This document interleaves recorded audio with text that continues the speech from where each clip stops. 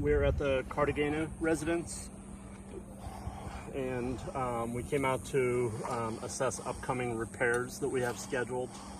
We want to know if we're going to run into any issues. So we identified the shingle as the old Tamco Heritage. We've got the newer Tamco here.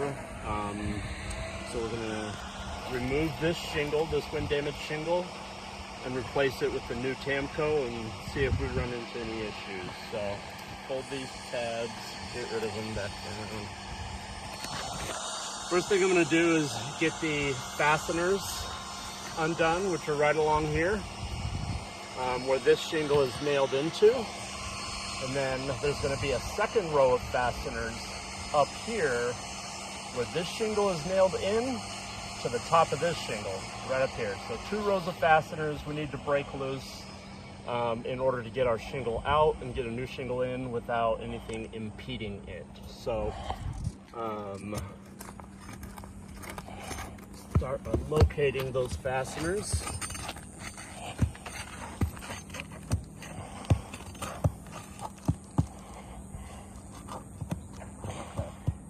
So it looks like we have been pulled up but not out.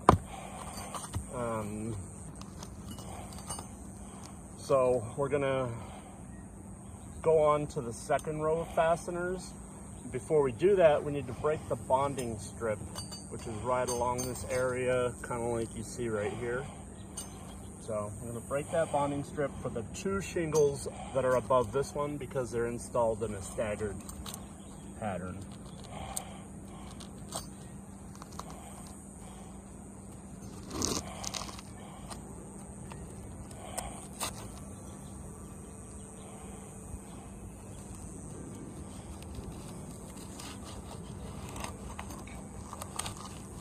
Pretty strong bonding strip.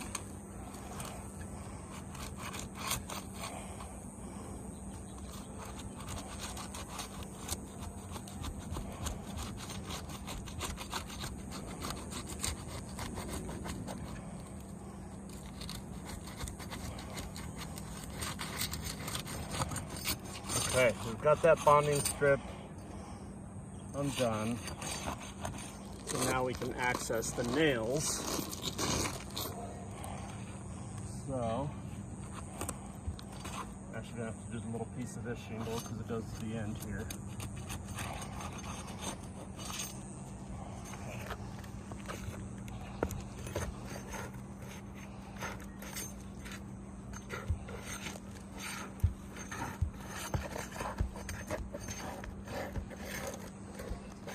Okay, so again, we've got the fasteners pulled up, but they're not out yet, so we need to try to find where those are located to get this out.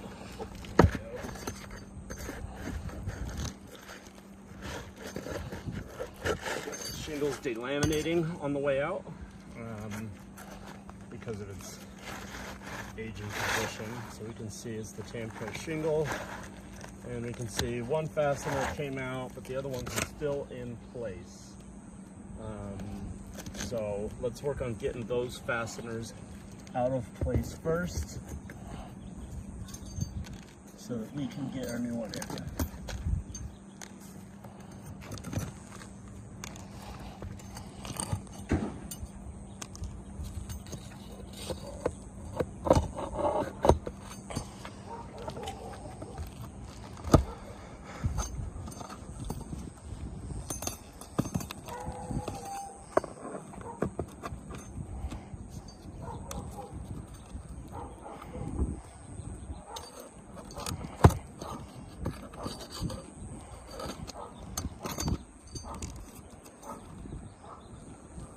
I think that's it. So we're going to try to get our new shingle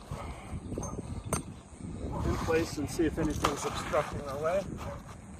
All right, so issue number 1, the new shingle is wider, about 1/4 of an inch than the old shingle. We'll put them side by side after this and show the comparison because it looks like there's a bunch of differences. The Sealant strip placement is different than the old shingle. The nail strike zone is different than the old shingle. Looks like it's got a bigger exposure, so we'll break all that down after this. But first, to continue with the repair, we're gonna have to trim this shingle. We run into issues, you can't trim it on this side because it's going to delaminate that tab or dragon's tooth. So we're gonna have to do it over here.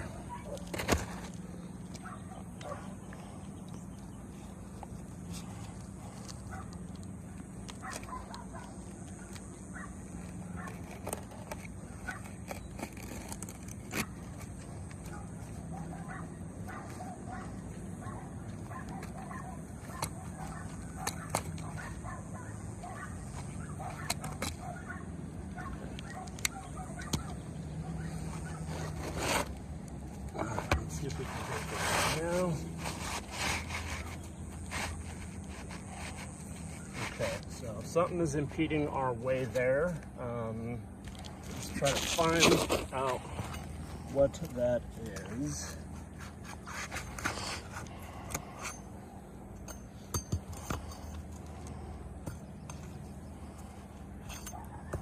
Found it.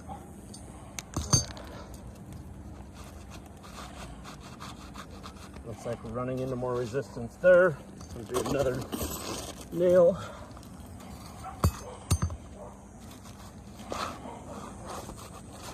Nope. Okay. So we've got our shingle in place. Like I said, the exposure is bigger on this shingle, so it's tucked up higher than it needs to be. What that does is it moves the nail strike zone up higher than the shingles around it. It moves the sealant strip area up higher, and those are supposed to bond. Those are interlocking mechanisms, so they won't be able to properly interlock. So those are a couple of the challenges, but we're gonna go ahead and get this thing nailed in with our 6 nails. We go in that nail strike zone, which is higher up.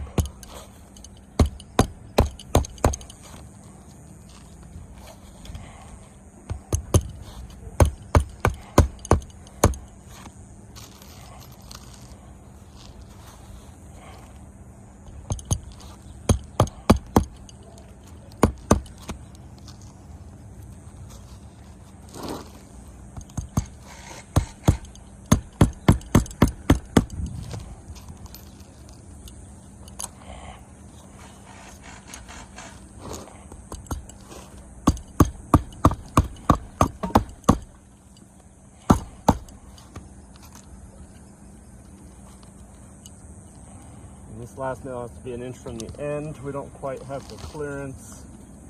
I'm going to try to separate that shingle a little more, that bonding strip. Give us some more access. Okay, so we've got that shingle in, regardless of the interlocking mechanisms being thrown off. It's in place, but it's not going to seal like the manufacturer wants to because those mechanisms aren't put together like they're supposed to. And then issue number 2 you're going to see is all these granules coming off, and that's a pliability issue because of the age. To get access to the other nails, the pliability of this, even just lifting it slightly, causes all these granules to come off. And then the other issue is going to be the material transfer that you can see when separating these shingles. There's a large amount of material transfer at that bonding strip, and what that means is that it's ripping the adjacent shingle off in order to get that bonding strip separated. And that alone is going to be a cascading effect. And what's going to happen is it's going to happen to the 2 shingles staggered above it and the 2 shingles staggered below it, and those are going to keep going in an outward direction all the way up and all the way down just for this one shingle. And with 33 something shingles on each slope, we're going to have a massive amount of damage. So we're going to pause repairs today because we don't want to cause any more damage than we've already seen, and get some tarps on here and regroup. Perfect.